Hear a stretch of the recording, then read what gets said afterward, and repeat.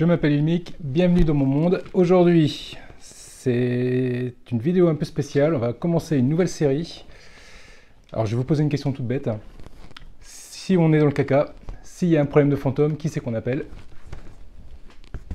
SOS Fantôme. Et nous allons construire ensemble l'Ecto One, la voiture d'SOS Fantôme. Générique.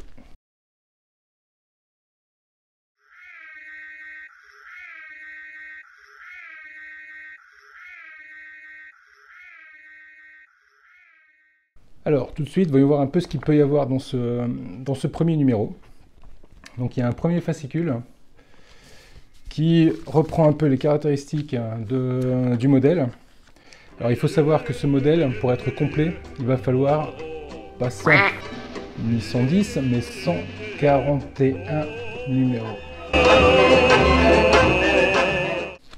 Ouais, vous avez bien entendu, 141 numéros. Alors voilà comment elle va se présenter. Très jolie maquette. Alors il faut savoir qu'elle fait 80 cm de long. Alors pour se faire une idée un peu, ils ont eu la bonne idée de mettre un plan à l'échelle. On va déplier ça. Voilà. Je recule un petit peu. Voilà la longueur qu'elle va faire. Ça va être un beau petit bébé quand même. Alors dessus, il nous explique que les phares sont fonctionnels, les feux stop également. Alors là où c'est rigolo, c'est que la pédale de frein sera fonctionnelle. Le fait d'appuyer sur le frein allumera les feux stop. Il y a également le brancard qui sera movible, on pourra le sortir du coffre. Bon, petite déception pour ma part, sur les brancards, il n'y aura pas les proton packs. Donc ça c'est dommage. Le capot va s'ouvrir, à l'intérieur il va y avoir une réplique du moteur V8 de la Cadillac. Il va y avoir également les gyrophares qui vont s'allumer, la sirène qui va être fonctionnelle, les instrumentations sur le toit de la voiture seront alors movibles, on pourra les tourner, on pourra les bouger. Bon, les pneus avec l'enjoliveur sont également des répliques. Alors ça, je ne m'y attendais pas du tout, c'est super sympa. Sur les portières, les petites manivelles seront fonctionnelles. On va tourner les petites manivelles et les vitres vont descendre et remonter. Ça, c'est vraiment top. Sur le tableau de bord, on va également retrouver différentes commandes qui permettront d'allumer les phares et autres, et ils seront également rétroéclairés. Bon, ensuite, là, on va retrouver les offres d'abonnement. Et ce qui est super intéressant aussi, si on prend l'abonnement premium, on va se retrouver avec comment on va dire ça, la vitrine, avec l'éclairage à l'intérieur, qui permettra de la protéger du temps et de la poussière. Alors, il y a d'autres petites choses à l'intérieur du numéro 1, je ne vais pas tout décrire, pour la bonne et simple raison qu'il y a une très bonne chaîne qui a fait ça très bien. La chaîne s'appelle chez Yann West Lawrence. Je vais mettre le lien ici, sur sa vidéo. Elle est très bien faite et à l'intérieur de sa vidéo, il nous explique tout en détail sur cette maquette. Donc je ne vais pas faire un répétitage, je vous envoie sur sa vidéo. Il fait ça sûrement mieux que moi en plus. Vous verrez, sa chaîne, elle est vraiment top. Il parle un peu de tout ce qui est maquette, tout ce qui est réplique également, tout ce qui peut sortir récent, et également des très vieux jouets qui ont éveillé quelques curiosités, quelques souvenirs nous concernant. Bref, allez voir sa chaîne. Alors, sur le petit fascicule, sur le numéro 1, alors déjà, première chose, franchement, le papier d'impression, je ne sais pas si ça va être comme ça partout, mais il est super agréable. Il est brillant, glossy, super qualité. Bon, là où je suis un peu moins fan par contre, hop, là où je suis un peu moins fan, c'est les schémas d'assemblage. Alors, je suis habitué au format de chez Altaïa, où c'est avec des photos, des numérotations, c'est super bien expliqué. Là, des schémas comme ça me rappelle une très mauvaise expérience qu'a connue ma copine sur le montage du F14, où on retrouvait ce genre de schéma-là. Et je peux vous dire qu'on a chié grave pour le monter. J'espère que ça va pas être le même bazar. Bon, ça, l'avenir nous le dira. Donc les pièces qu'on va retrouver ici, ça va être le capot, des éléments du pare-choc avant, des prises d'air qui vont ici sur le capot, là où il y a les trous, un petit autocollant, des vis et la plaque d'immatriculation de la voiture. Donc ma foi, On va voir ça tout de suite. Bon, ensuite, on va retrouver les choses habituelles. Alors, toujours ce papier, hein, c'est vraiment un plaisir de le manipuler. Hein. Il est épais, hein, il est vraiment sympa. Pas mal d'informations sur SOS Fantôme. Alors, à savoir que je suis déjà un fan de la première heure d'SOS Fantôme. J'ai eu en cadeau également de ma petite femme un gros bouquin sur l'histoire d'SOS Fantôme que j'ai dévoré. Donc, bon, quand j'ai vu que ça sortait en kiosque, autant vous dire que j'ai sauté dessus. Alors, le jour où ils sortiront le Proton Pack à monter en kiosque, je pense que je me le ferai aussi celui-là.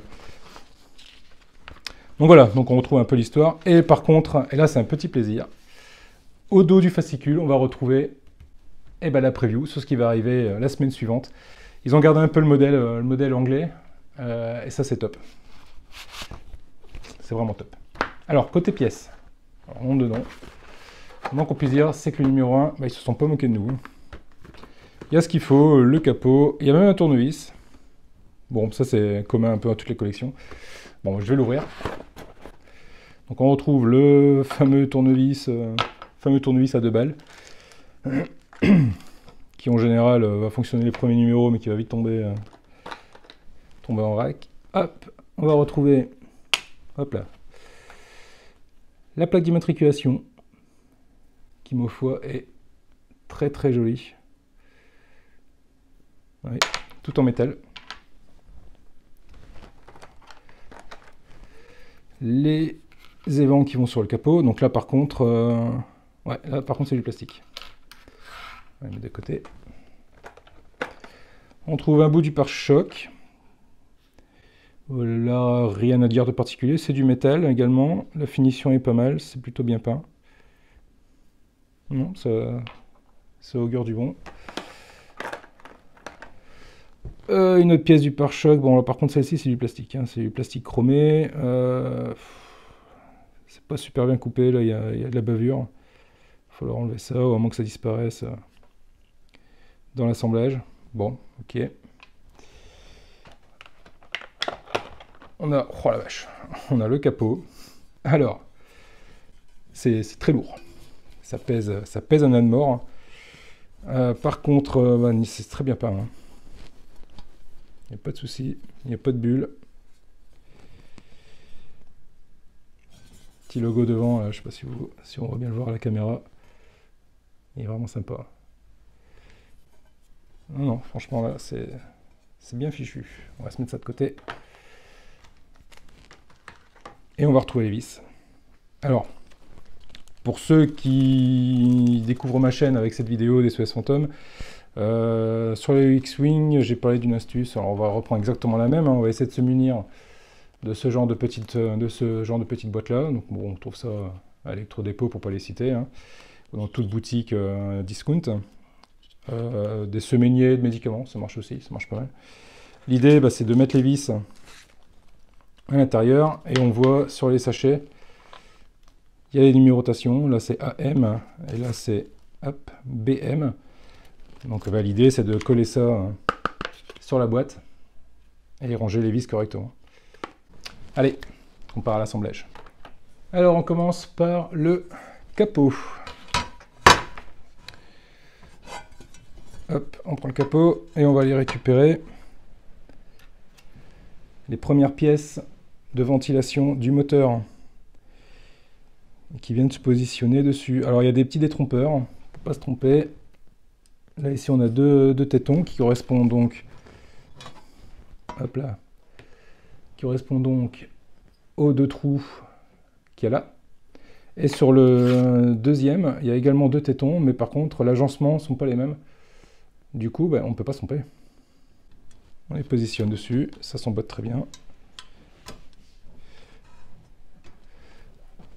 Et on va aller mettre les petites vis AM.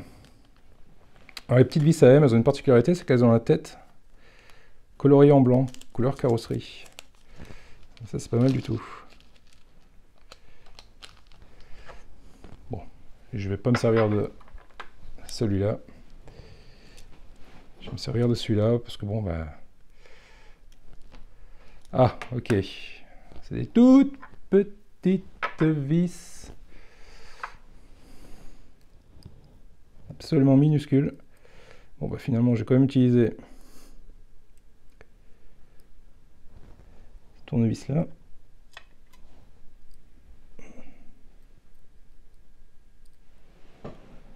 Et ben je retire ce que j'ai dit. Le petit tournevis fourni est aimanté. Alors ça c'est cool. Ça c'est vraiment très cool. Ça va faciliter un peu les choses.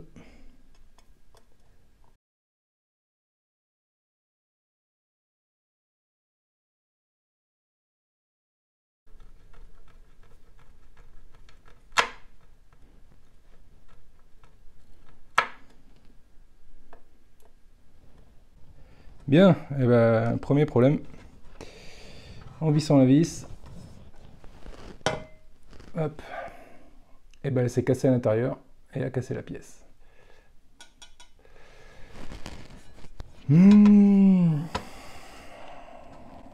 Ouais, bon.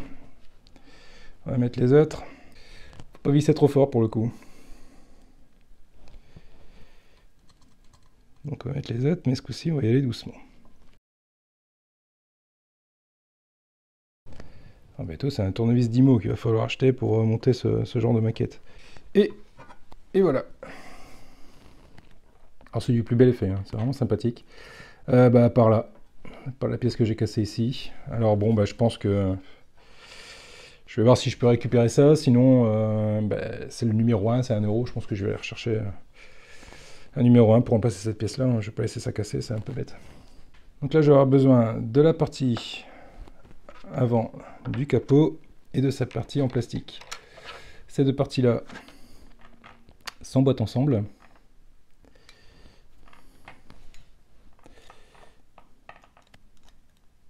Comme ceci. Et on va venir mettre les vis. Et là, pour le coup, c'est des BM, c'est des vis noires. Et il y en a 4 à mettre en place.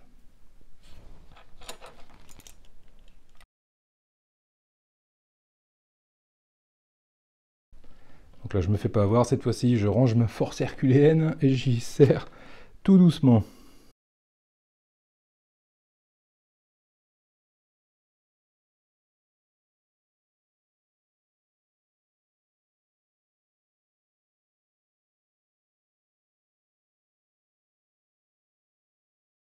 Alors cette vis là apparemment bah, elle s'est foirée, donc je vais la desserrer.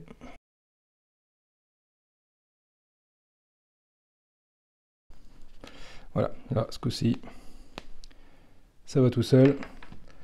Donc je confirme, cette vis là elle est morte, poubelle. Et on se retrouve donc avec le pare-choc assemblé. Et ma foi, eh ben, ce sera tout pour aujourd'hui. Donc on va se retrouver avec le pare-choc, le capot avant, je suppose que les deux vont venir comme ça,